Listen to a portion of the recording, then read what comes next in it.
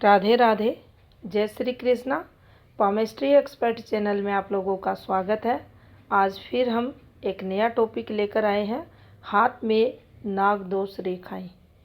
नागदोष रेखाएं क्या होती हैं, किस प्रकार से इसे हाथ पर देखा जाता है, कौन से ग्रह पर्वतों का विशेष नेगेटिव प्रभाव के फलस्वरूप ये रेखाएं हमारे हाथ में एक्टिव होती हैं, क्या फल देती हैं, सभी क्वेश्चनों का आंसर जानेंगे। करते हैं वीडियो को स्टार्ट।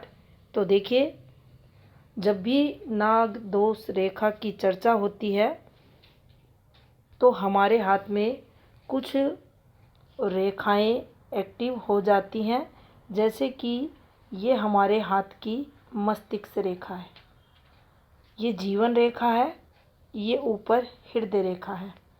ज़्यादातर जो हाथों में चेक किया गया है एनालिसिस के दौरान, उन हाथों पर इन्हीं प्रधान रेखाओं के इर्द गिर्द नागदोष रेखाएं मिली हैं, जिनको हम इस प्रकार से देख सकते हैं। ये हमारे हाथ पर जीवन रेखा है। जीवन रेखा के पास अगर आपको इस प्रकार से कोई रेखा चलती हुई दिखाई दे तो ये नागदोष रेखा कहलाएगी। ऐसी रेखाएं हैं तो जीवन में उस समय जब से ये एक्टिव होती हैं, अब यहाँ देखिए, इस एज को अगर निकालते हैं तो ये इनका आता है 32वां वर्ष। यहाँ से ये रेखा एक्टिव हुई है, यहाँ तक ये चली है, तो यहाँ तक ये जीवन में इनके संघर्ष देगी, जो इनका 56-7 के समथिंग का समय बताएगी। अब इस समय पीरियड इनके बनते बनते काम रुक जाएंगे, फिर मेहनत करेंगे, फिर प्रयास करेंगे, फिर एफर्ट्स लगाएंगे, लेकिन सफलता नहीं मिलेगी। अब इस समय के मध्य जो भी कर्म इनके द्वारा किए जाएंगे या जो भी रेखाएं एक्टिव होंगी, मान लीजिए ये रेखा इन्हें विदेश ले जाने की थी, जाना होगा बड़ा मुश्किल से, जो भी एफर्ट्स लगाए जाते हैं विदेश जाने के लिए उसमें दिक्कतें आएंगी। जैसे तैसे कर वहाँ पहुँच जाएंगे तो काम धंधे में फिर वहाँ जाकर दिक्कत आएगी। कहने का तात्पर्य यही है, जब भी सर्प दोष रेखाएं, नाग दोष रेखाएं, समुद्र शास्त्र की भाषा की अगर बात करें तो हाथ की वक्र रेखाएं हाथ पर जब एक्टिव होती हैं तो उस समय हमें संघर्ष होगा। तो देखिए, मूल को अगर देखा जाए, जब भी हाथ पर नाग दोष रेखा आती है, वह हमारे हाथ में शनि की नकारात्मकता, सूर्य की नकारात्मकता को दर्शाती है। कहीं ना कहीं आप पाएंगे ये रेखाएं हाथ में हैं तो संबंधित ग्रह आपको डिस्टर्ब मिलेंगे, कमज़ोर मिलेंगे, जिनके कारण हमें और अधिक पीड़ाएं होती हैं। हाथ हमारा मजबूत है। मजबूत हाथ की बात करें, ये रेखा चली हुई है, कुछ इसको संघर्ष यहाँ करवाना था, हमारे काम बनते बनते इसको बिगाड़ने थे, ये सब ठीक है, लेकिन हाथ के पर्वत मजबूत हैं, हथेली अच्छी है, अच्छा कलर हथेली का है, फिंगर्स अच्छी हाथ में है, तो ज़्यादा संघर्ष नहीं होता। ये बात हमें ज़रूर ध्यान रखनी चाहिए। हाथ किसी भी रूप में मजबूत है, ये नेगेटिव रेखा है, कुछ संघर्ष होगा।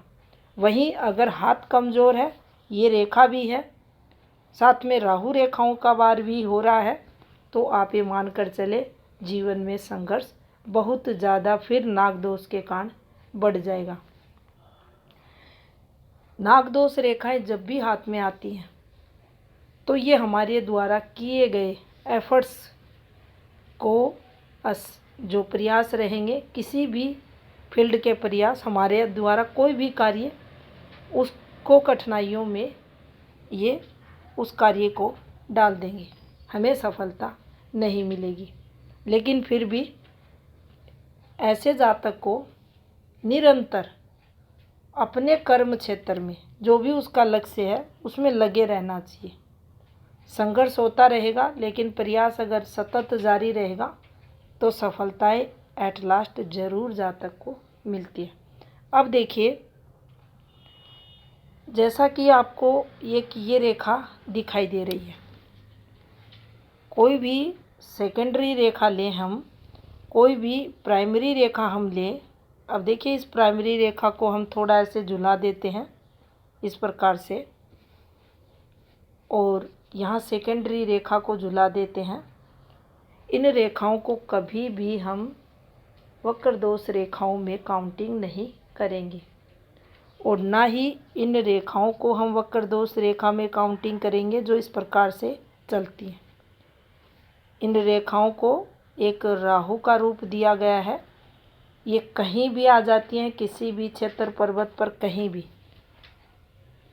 अब यहाँ की अगर रेखा इस प्रकार से चलती है तो देखिए, इसने सूर्य रेखा को नष्ट कर दिया, राहु का रूप इसने ले लिया।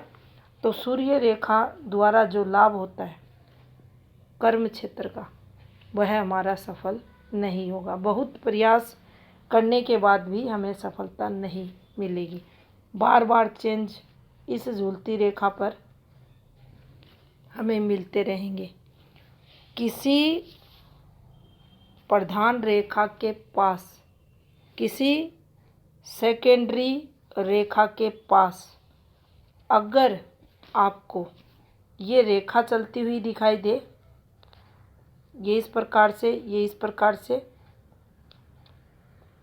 उसी स्थिति में हमें ये समझना चाहिए कि हाथ में नागदोष रेखाएं हैं। ज़्यादातर जो नागदोष रेखाएं, सर्पदोष रेखाएं देखी गई हैं हाथों पर, वह इन रेखाओं के सहारे देखी गई हैं। ये देखिए, इस प्रकार से हृदय रेखा के पास ये रेखा चल देती है। अब ये इन दोनों पर्वतों के जो गुण रहते हैं, पॉजिटिविटी रहती है, कर्म क्षेत्र को जो बताते हैं, धन को जो बताते हैं, भाग्य हमारा डिसाइड करते हैं, हमें संघर्ष होगा। अभी हम हृदय रेखा के पास आई है तो मन भी जातक का अच्छा नहीं रहता, संतुष्ट नहीं रहता। कर्म क्षेत्र में अस्थिरता, मन की चंचलता, ये सब ये रेखा यहाँ देगी। अब जब तक ये चलती है, यहाँ देख सकते हैं आप, ये संघर्ष लगा रहेगा। तो देखिए, तरक्की में कमी के लिए, जीवन में संघर्ष के लिए संबंधित रेखा पर है तो ज़्यादा प्रभाव उससे रिलेटेड होगा। अब यहाँ अगर आती है तो हृदय संबंधी चीज़ें प्रभावित होंगी, यहाँ आती है तो बुद्धि संबंधी चीज़ें अधिक प्रभावित होंगी। यहाँ है तो जीवन रेखा है, तो आप खुद ही समझ सकते हैं कि पूरा जो सिस्टम होता है तन मन धन वाला, वह सब प्रभावित यहाँ हो जाता है। यहाँ की जितनी भी रेखाएं होती हैं अच्छी, उनको ये रेखा प्रभावित कर देती है। चाहे उसमें आपके शादी की रेखा हो, जॉब की रेखा हो, आपके गृह निर्माण की रेखा हो, उसमें दिक्कतें आपको रहेंगी। तो देखिए, नागदोष रेखाएं हाथ में विपरीत परिस्थितियां जीवन में संघर्ष को दर्शाती हैं। अगर ऐसी रेखाएं हैं तो जातक को संबंधित जब भी ये एक्टिव हों, उस समय भगवान शिव की पूजा करनी चाहिए, और ये प्रयास भी करना चाहिए कि उनके द्वारा कोई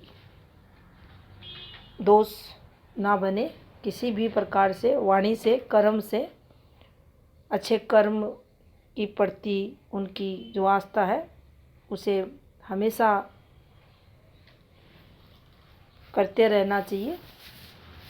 किसी के साथ अभद्र व्यवहार नहीं करना चाहिए। अगर ऐसा भी करता है व्यक्ति तो भी इस दोष के प्रभाव को कम कर सकता है। तो ये थी जानकारी हाथ में नागदोष रेखा से संबंधित। जानकारी अच्छी लगी हो तो वीडियो को लाइक शेयर ज़रूर करें। आपका बहुत बहुत धन्यवाद।